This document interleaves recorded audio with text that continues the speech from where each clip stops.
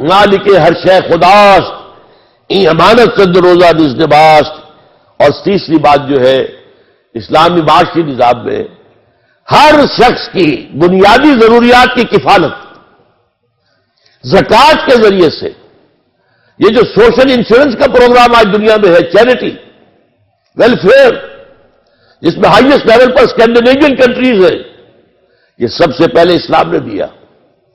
سب سے پہلے عمر نے کہا تھا رضی اللہ تعالی عنہ کہ اگر کوئی دجلہ و فرات کے کنارے کتا بھی بھوکا مر گیا تو عمر ذمہ دار ہوگا۔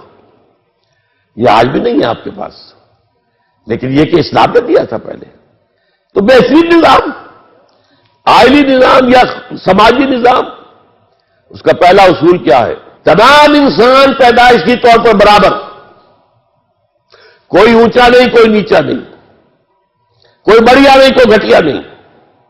نوٹ کر لیجیے میری بات کو، پیدائشی طور پر گورا کالا ایک، مشرقی مغربی ایک، قریش اور حبشی ایک، سب ایک، مرد اور عورت ایک، کوئی فرق نہیں ہے۔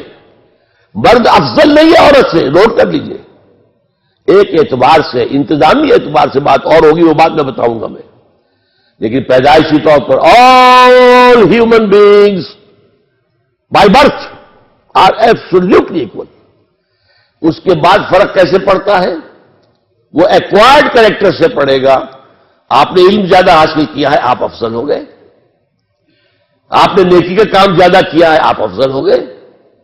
آپ متقی زیادہ ہیں، ان اکرمکم عند اللہ اتقاکم، آپ متقی اوپر ہو گئے۔ ایک پیدائشی طور پر کوئی فرق نہیں ہے انسانوں کے اندر۔ اور یہ جو میں نے آپ سے کہا، جب نظام خاندان بنتا ہے، اس میں ظاہر بات ہے عورت اور مرد ویسے برابر ہیں، ہیومن آنر، ہیومن رسپیکٹ، اس سب میں برابر ہے، ہیومن بینگز ہے۔ ایک ہی باپ کے نطفے سے ہے بیٹا بھی اور بیٹی بھی، اور ایک ہی ماں کے رحم پہ پرورش پائی ہے بیٹے نے بھی بیٹی نے بھی۔ فرق کیسے ہو جائے گا؟ کوئی فرق نہیں۔ ہاں، when they enter into a marriage act contract, now they are not equal۔ شادی ہو گئی، آپ کو ادارہ بنانا ہے، ایک ادارے کے دو سربراہ برابر کا اختیار رکھنے والے نہیں ہو سکتے۔ سوچئے، آپ کے کالج کے دو پرنسپل ہو سکتے ہیں؟ کسی مینیجنگ کمیٹی کے دو چیئرمین ہو سکتے ہیں؟ دو مینیجنگ ڈائریکٹر ہو سکتے ہیں؟ امپاسبل۔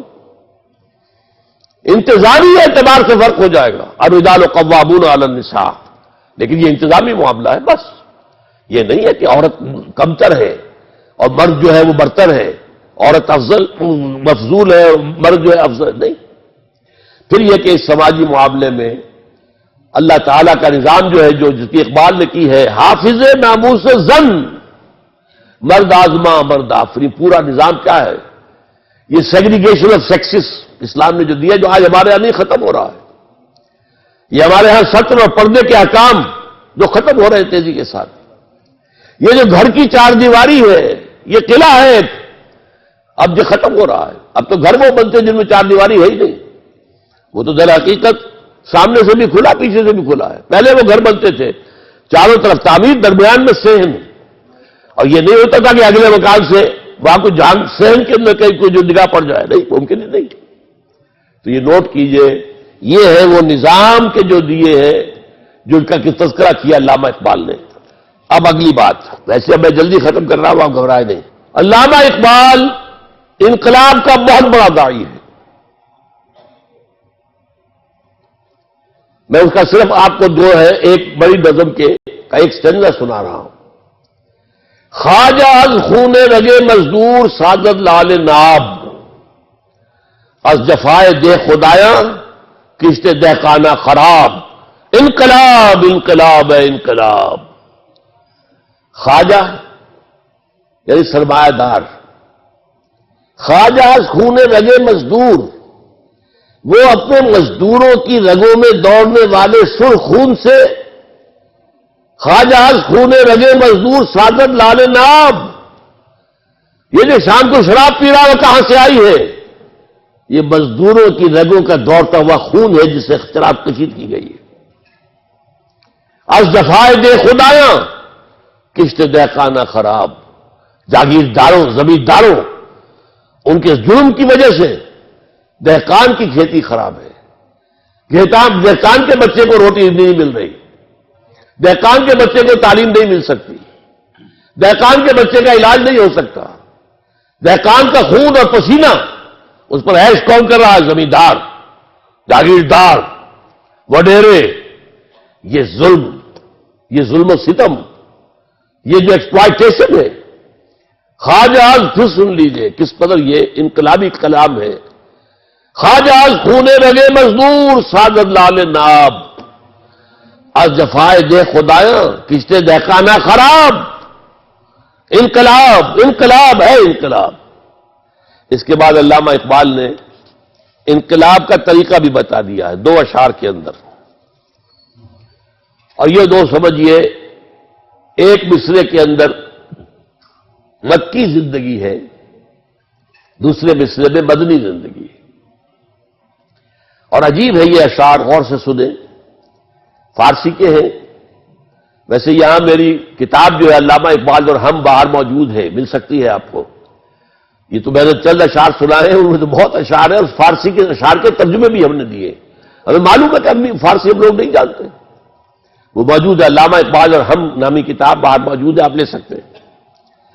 اقبال کہتے ہیں کہ گفتند جہاں ماں آیا بے تمہیں سازد۔ میں حیران ہوتا ہوں کہاں تھا، کس مقام پر تھا اقبال جب یہ کہہ رہا ہے۔ اللہ نے مجھ سے کہا اے اقبال، میں نے تمہیں جس جہان میں بھیجا ہے تمہیں پسند آیا؟ گفتند جہان ماں آیا بے تمہیں سازد، گفتم کی نمی سازد، میں نے کہا نہیں مجھے پسند نہیں ہے، یہاں تو ظلم ہے، یہاں تو خواجہ جو ہے وہ خون لگے مزدور سے شراب پیش کر رہا ہے اور شام کو بیٹھ کر پیتا ہے کلب کے اندر، یہاں تو زمینداروں نے جو ہے وہ کشتیں دہقانہ خراب کی ہوئی ہے، یہاں تو طرح طرح کا ظلم ہے۔ یا یورپ نے کولونیلزم کے ذریعے سے کتنے عرصے تک ایشیا اور افریقہ کا خون چوسا ہے، مجھے تیری دنیا پسند نہیں آئی۔ فرمایا گفتن کے نمی سازد، گفتن کے برہم زن، اچھا توڑ دو پھوڑ دو ختم کر دو، اس کو توڑ دو ختم کر دو کیسے؟ یہ اگلا شعر ہے، با نشے درویشی در ساز و دمادم زن۔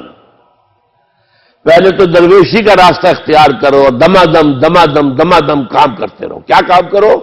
تبلیغ، دعوت، لوگوں کے ذہنوں کے اندر ایمان اتارو، لوگوں کے دلوں میں ایمان کو راسخ کرو، ان کا تزکیہ نفس کرو، ان کو منظم کرو، ان میں صبر کی عادت ڈالو، ان کے اندر تن من دھن قربان کر دینے کا وش پیدا کرو۔ یہ سب درویشی ہے۔ آپ کو اگر ایک جملے میں سمجھنا ہے تو یہ مکی زندگی ہے حضور کی، دعوت ہے، تبلیغ ہے، قرآن کی تعلیم ہے، تربیت ہے، تزکیہ ہے، صبر ہے۔ کوئی کہہ رہا پاگل ہے یہ، تو آپ نے کوئی جواب میں گالی تو نہیں دی نا، یہ تو شاعر ہے، آپ نے کوئی اس کا جواب نہیں دیا، برداشت کرو۔ یہاں یہ بدھ مت کے بھکشو بننا پڑے گا، یہاں اس مرحلے پر حضرت مسیح کے قول پر عمل کرنا پڑے گا کہ اگر تمہارے داہنے گال پر کوئی تھپڑ مارے بایاں بھی پیش کر دو۔ مکی دور یہ ہے، کہہ دیا گیا تھا کہ چاہے تمہارے ٹکڑے اڑا دیے جائیں تم نے کوئی ہاتھ نہیں اٹھانا۔ No retaliation, no retaliation, even in self defence you can't raise your hands. یہ 12 برس ہے با نشہ درویشی در ساز دمادم زن، یہ جماعت بنانا، ایک حزب اللہ بنانا، ایک جمعیت فراہم کرنا سرفروشوں کی، جو سروں سے کفن باندھ چکے ہوں، جو اپنے آپ کو تابع کر چکے ہوں ایک نظم کے، اللہ کے نظم کے بھی تابع، جماعت کے نظم کے بھی تابع۔